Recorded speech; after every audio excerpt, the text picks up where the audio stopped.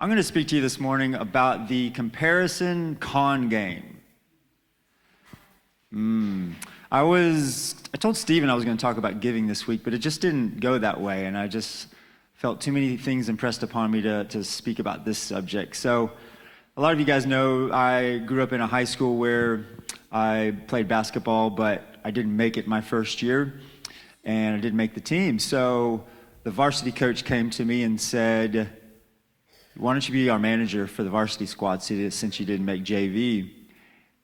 And you can, gather the dirty, sweaty uniforms. You can travel with the team, but you can still be around the game," which is what I wanted because I loved basketball. I loved it a lot. But he said something before I went to my sophomore year for year 10, and he said, "You know what you need to do? You just need to play your game."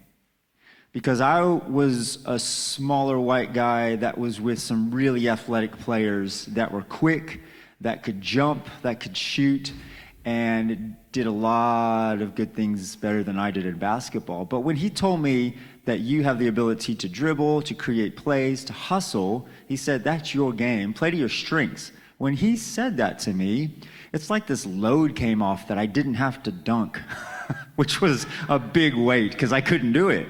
But it just seemed like, this big weight came off. And then I was able to go into the areas that I was actually pretty good at. And my game changed. And it was such a huge release for me to play within myself. So we compare ourselves almost daily. If anyone's ever been on social media, that's an abyss of comparison. They call people who have lots of followers on social media influencers because they influence people because of the way they look like they live. They have fancy houses and amazing cars, and their bodies look like Arnold Schwarzenegger 30 years ago, and they just have the things that make you go, "Oh, wow, I wish I looked like that." But man, you walk away going, "I look nothing like that. I have nothing. My life stinks." There's studies that actually show when you get off social media, you feel worse about yourself because we're looking at what other people have and what other people are and what we're not. And it's not just social media, it's work. We compare ourselves to other workmates on how well and how successful that they are, or you look at a job and you go, that's what I want. We look at people in our families, or we look at other spouses that are doing things that ours aren't. We continually, constantly look for things that we don't have. And I just want to say from the get-go that comparison's not a naughty word. I don't want us to say, "Ooh, you said comparison, shame on you," because it actually can be a good thing when you look at it in a proper light, in a healthy light, with who you are. So just let me say that at the beginning, that I'm going to say that word a lot, so I don't want you to think and cringe because you've compared yourself in good ways in the past. So please don't think that I'm shaming you for that. But when we do it in a way that brings negativity and brings thoughts into our lives that shows us that we aren't really that good, and then we really need to start taking a look at ourselves, because negative and anxious thoughts are really hard to come out of sometimes. And there's actually research that shows that a lot of our problems and diseases, Johns Hopkins University did a study a few years ago that said 70% of the disease that we might have has already existed in our mind before it was actually manifested physically. 70% comes from our mind. We have, I think it was Stanford University that said there are 2,000 chemical secretions that come out in our blood from our mind, whether we're thinking a good thought or a bad thought. That's a lot of activity going on in your body with our minds. There's also higher rates of anxiety and depression. We also spend more money than we don't have trying to keep up with the Joneses or the Bennetts or whoever else. Some say comparison's a trap, and it is, but I would also say that comparison is a slow releasing toxin or chemical that filters through your mind, and then it starts to flood your heart. And then all of a sudden you let the enemy and negativity steal your identity, and you don't even remember who you are, and you're left without. And once you have jumped onto this comparison con game, your eyes and your mind start telling your heart everything that you are not and everything that you do not have. That just does not sound like a good place to be in. Colossians chapter 3, verse 1 and 2 says, "Since then, you have been raised with Christ," as Anthony told us this morning, reminded us. "Set your hearts on things above, where Christ is, seated at the right hand of God, and set your minds on things above, not on earthly things." So it's very key that he talks about setting our hearts and our minds on things above. Because Jesus has died and given us a new life, he then is helping us to say, remember what you have, but you have to think about it. You have to know it. You have to feel it.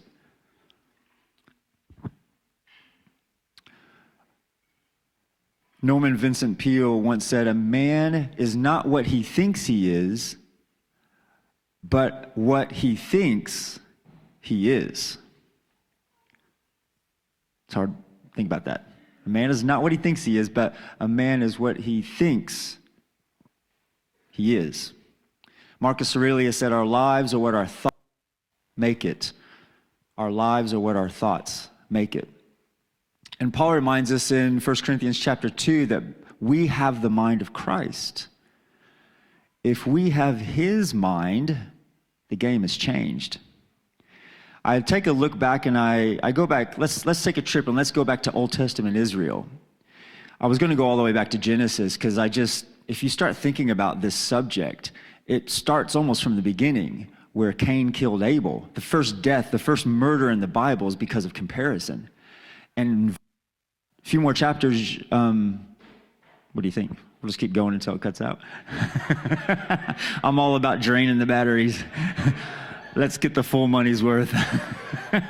That's my grandpa speaking.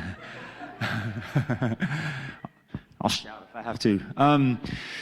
So yeah, a few chapters later, you see Haggai, you see Sarah comparing what she doesn't have because of Haggai. You see Joseph, you see Moses, just looking at things that they don't have. But what I want to do is to look at 1 Samuel 8, because here we have Israel wanting what other nations have that they don't have. They already had the greatest king and the King of Kings and Yahweh, but they started noticing all these other nations, they've got kings that can lead them into battle. It's a physical person that we can see, that we can know that's going to fight for us. That's what we want. And in 1 Samuel chapter 8, you see the dialogue between Samuel and God reminding Samuel that, I've given them everything that they want, but remind the people that if they want this, this is what's going to happen. The king is going to ask for property. He's going to take a tenth of things. He's going to take their sons and put them in the army and toil the fields. He's going to take your daughters, and it says make them perfumers. To be a perfumer, that's quite the gift, quite the talent, quite the job. You're going to be a perfumer. They're going to take your daughters and use them for service. The king is going to take things from you. Your life, you're going to be crying out for a king, and I'm going to say, no, I told you so. God says that. And Saul reminds the people, this is what's going to happen. And what do the people say? We want the king. Give us the king. Give us what we want, because we want what other people have.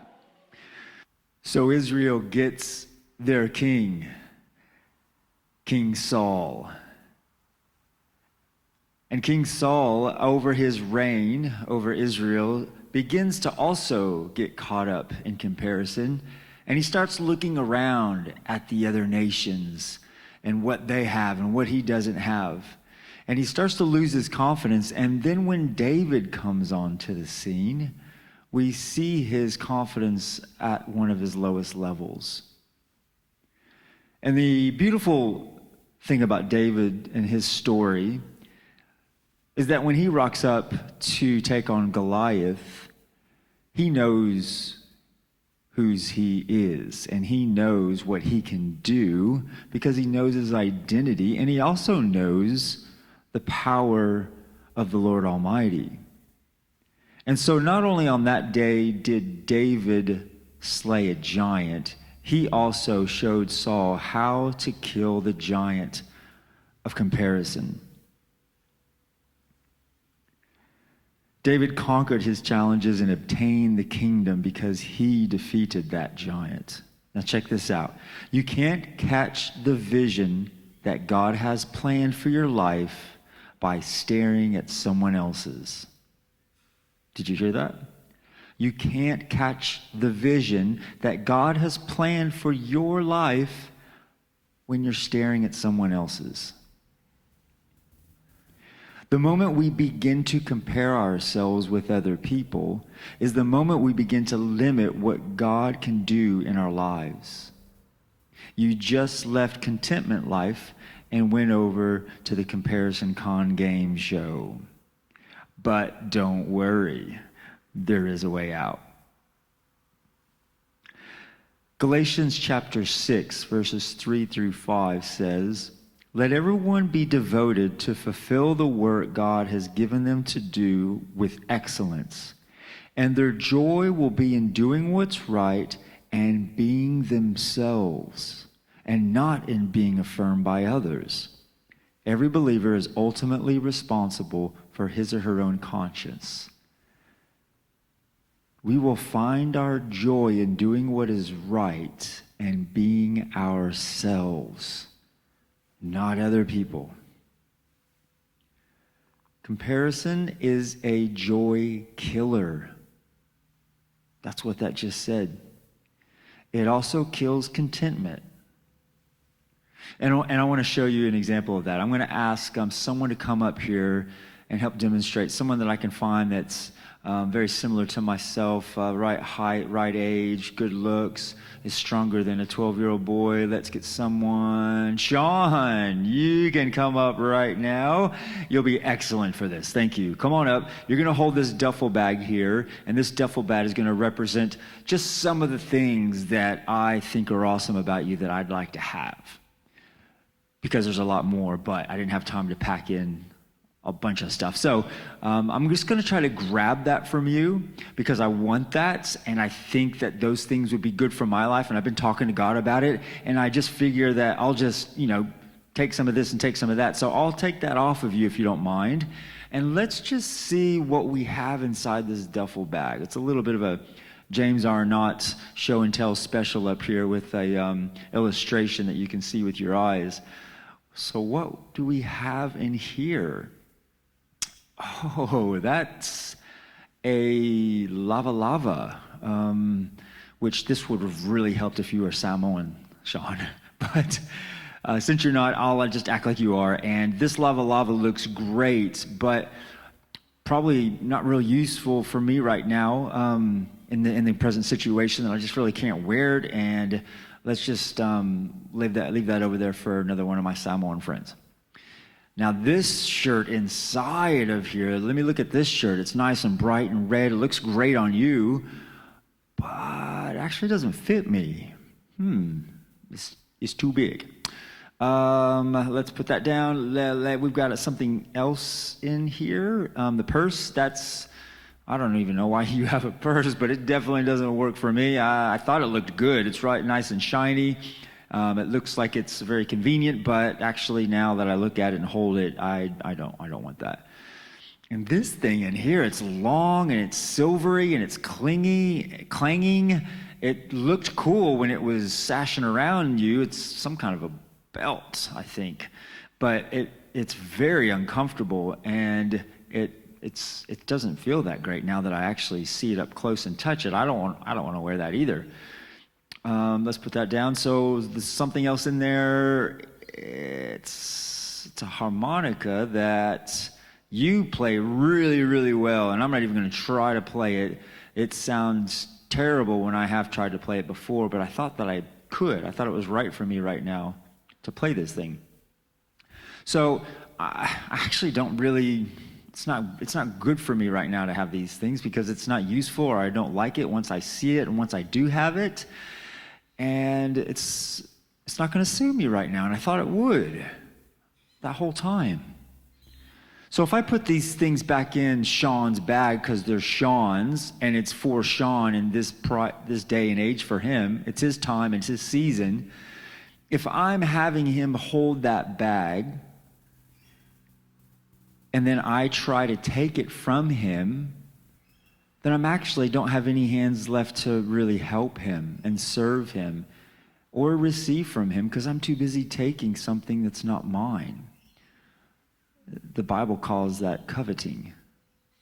It's one of the 10 Commandments, if you forgot.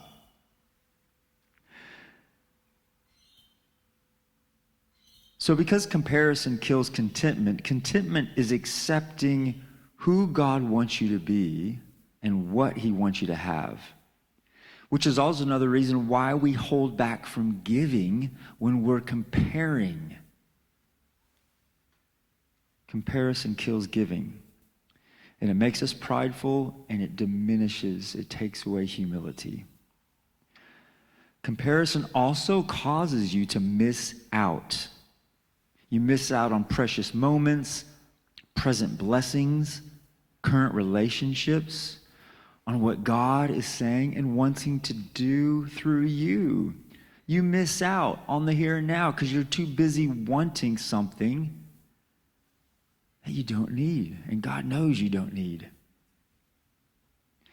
I had a chat this week with a fitness instructor that was having a really difficult time with the whole mask restrictions and mandate, didn't want to teach class with it and all this kind of stuff.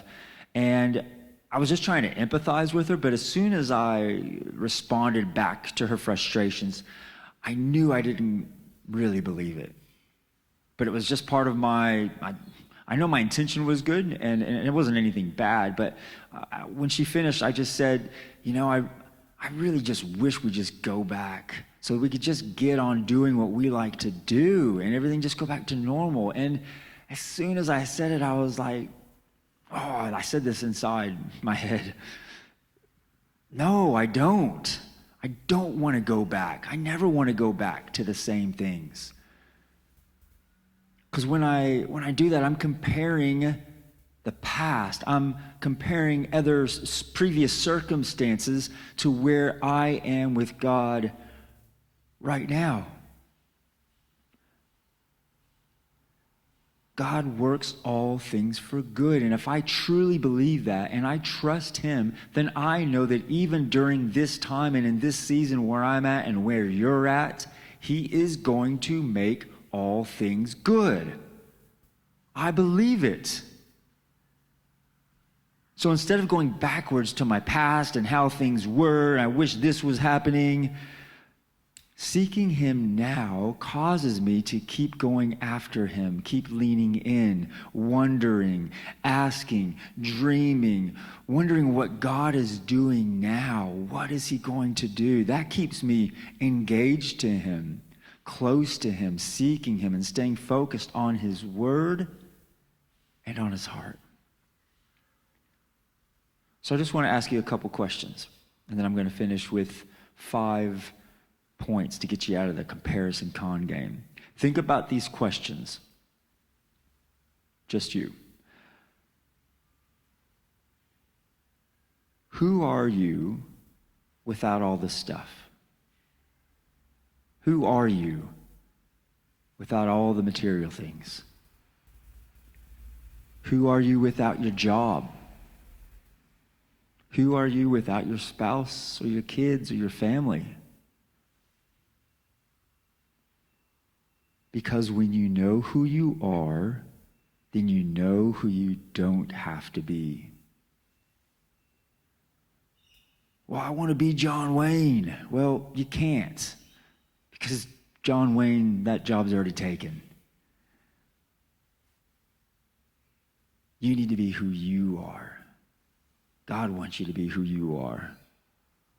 So if you've been fighting this comparison game for some time or presently right now, I'm going to give you 5 practical tips. There's probably many more, but these are the 5 that I came up with that are going to get you out of that game and cut off that comparison mindset. Number 1, practice gratitude.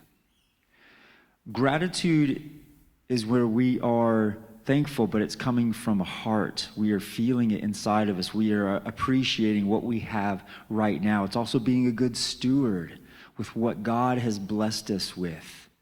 Having a grateful heart then turns into a thankful heart, because a thankful heart is then the action of gratitude. We say thanks. And that just changes your attitude on what you don't have to what you do. Look at those things. Keep your eyes on what God has blessed you with now, which will then lead to number 2, which is contentment. Unlock the power of contentment. Be happy with where you are. Contentment, another word that comes after that is peace. When you have contentment with your life, you have peace and your trust tanks are full with God. 1 Timothy chapter 6 in verse 6 starts with, "But godliness with contentment is great gain.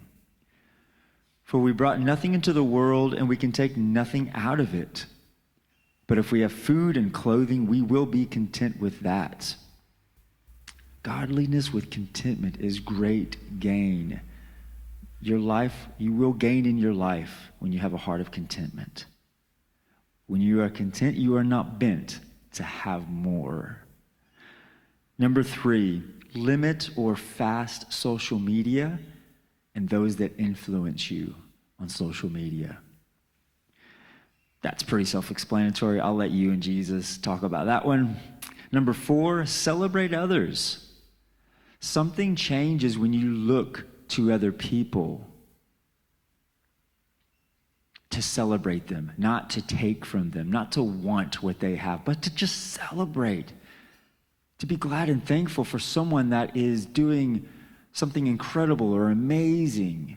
Someone told me when I went through a really hard time back in America that they said, you acknowledge the pain that you're going through and the struggles, but don't just stay there. There are moments where you need to just put that behind on a shelf somewhere and go out and help somebody, serve someone. And it is amazing what happens when your heart starts to feel full and alive again, because we were created to be in relationship with each other. And when we come alongside someone else and give to them and help them, it fulfills us. It fulfills our calling as a human being, as what God has designed us to do for each other, is to love one another. Number 5, compete with yourself. Not anybody else, just compete with yourself, but do it through the eyes of Jesus and how he sees you. Because when you start to see how Jesus sees you, you start to see him more and more clearly. And don't use the word should. All right? So not all comparisons are bad. You've probably heard the story of the eagle and the eaglet and the chickens. The eaglet was saved by a farmer and was just put in with a bunch of chickens on a farm. And he grew up thinking he was a chicken because he never saw himself. He just saw all the other chickens. And so he thought, I'm just going to keep being like them, keep pecking the ground, keep walking around. But every so often he'd look up in the sky and he'd see this beautiful eagle looking for prey. And all of his friends would say, "Stay away from that guy. He's going to come and get you."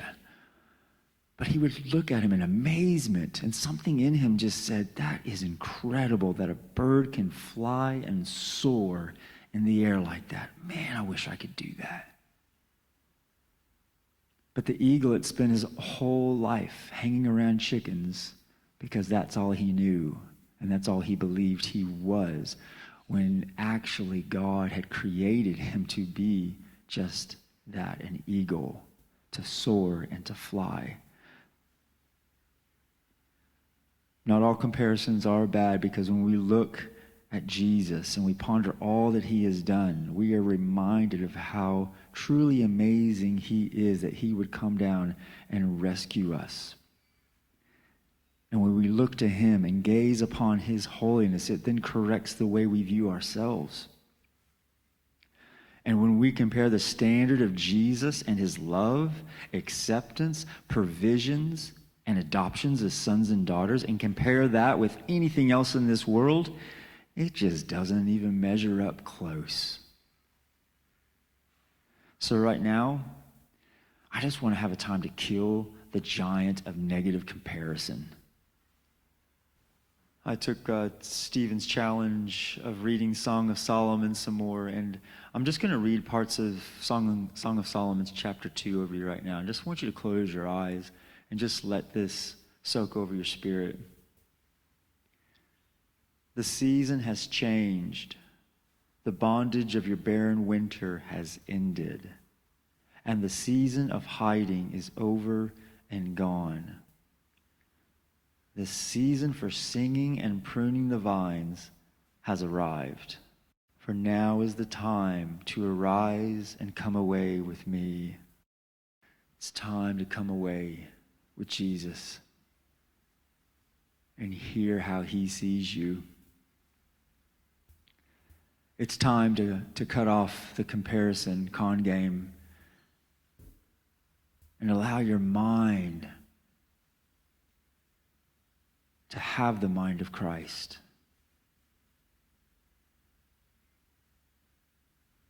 To see the beautiful gifts that God has given you and the ways that he has made you. And it might not even be comparing with a person right now, but a circumstance with another time or another season. Let us fix our eyes on Jesus, the author and perfecter of our faith. We'll keep our eyes on him.